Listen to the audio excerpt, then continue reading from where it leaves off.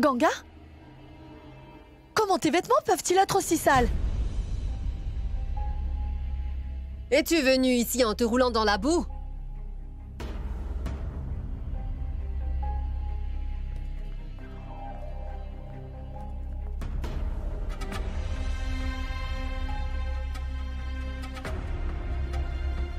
Non, grand-mère. Pourquoi me serais-je roulée dans la boue? Madame, vous m'avez tous fait à manger avec tant d'amour. Mais une fille de ma classe a dit que c'était vraiment immangeable et a jeté mon déjeuner par terre. Alors je me suis fâchée et je lui ai demandé pourquoi elle manquait de respect envers la nourriture. Et elle m'a poussée très fort, puis je l'ai repoussée à mon tour. À présent, on s'est battu.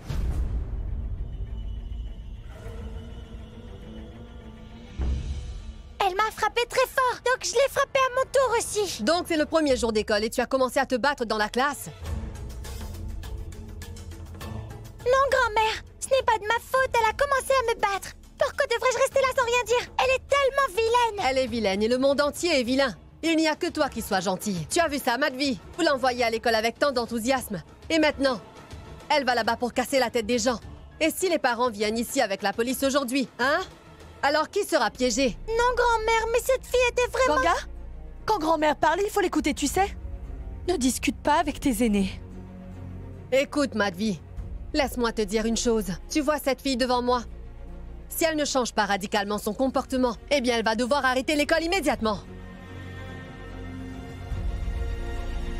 Expliquez-lui que nous ne devons pas nous battre avec les gens comme ça. Est-ce que tu m'as compris? Dis-moi, est-ce compliqué? Écoute-moi. Chacun des parents aime ses enfants très fort. Et si cette fille se met à frapper les enfants et que ses parents viennent ici pour se plaindre, alors que va-t-il se passer? J'ai aussi 2 petits-fils, mais ils n'ont jamais créé un tel problème. Mais cette petite fille-là nous crée déjà des problèmes. Explique-lui les choses, Madvi, car ça ne se passera pas comme ça chez moi. Vous lui donnez beaucoup trop d'importance.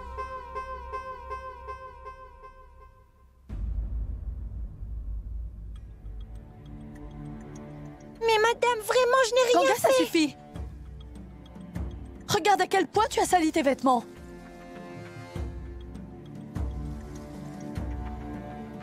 Va te changer tout de suite. Allez, vas-y. Allons-y, Maharaji.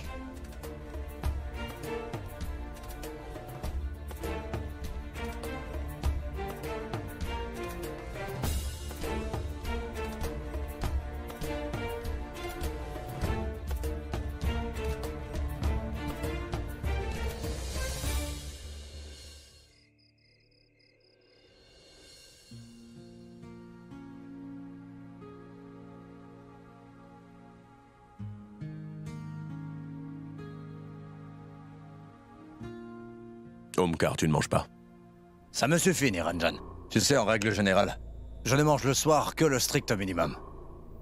Sinon, je ne peux pas digérer.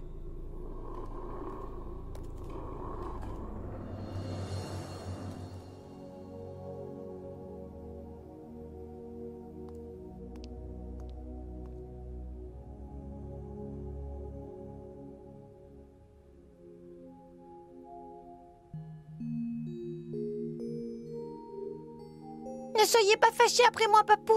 À partir d'aujourd'hui, je ne me battrai plus jamais avec personne. C'est promis.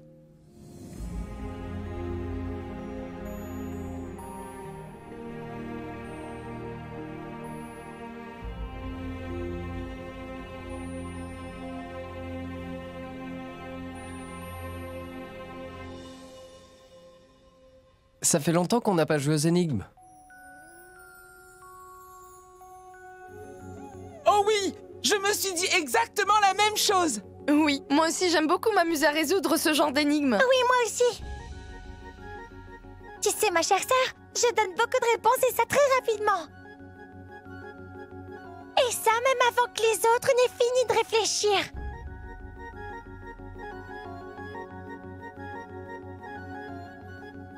Vas-y, Poulkit, c'est à toi, on t'écoute. Très bien, écoutez-moi tous. Le cheval noir et le cavalier blanc. Tour après tour, qui sont-ils?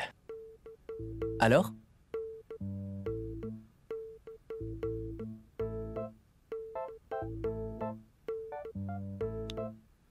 Le le cheval noir et le cavalier blanc. Tour à tour, qui sont-ils?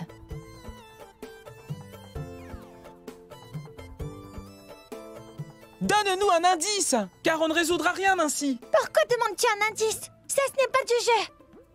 Si tu ne sais pas, alors accepte la défaite. Je ne peux pas tout savoir. Et laisse-moi réfléchir. Et si je veux un indice, ce n'est pas de la triche. D'accord, très bien. Calmez-vous un instant. Vous n'avez pas besoin de vous battre, car on joue à un jeu. La réponse de ce casse-tête est sur la table. Sur la table? Prenez ce plat, les enfants. Ce sont des galettes toutes chaudes.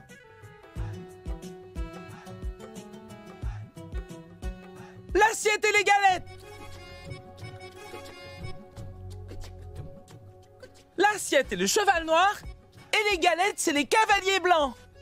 Tour après tour, ils le transportent, oui. Tu as absolument raison. Je savais que mon petit-fils est tellement intelligent qu'il réussirait. Oui, il est très intelligent.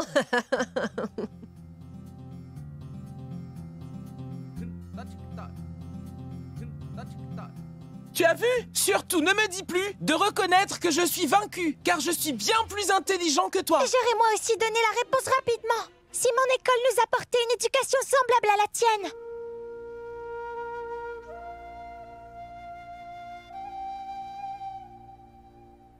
Et en plus, tu as posé une question.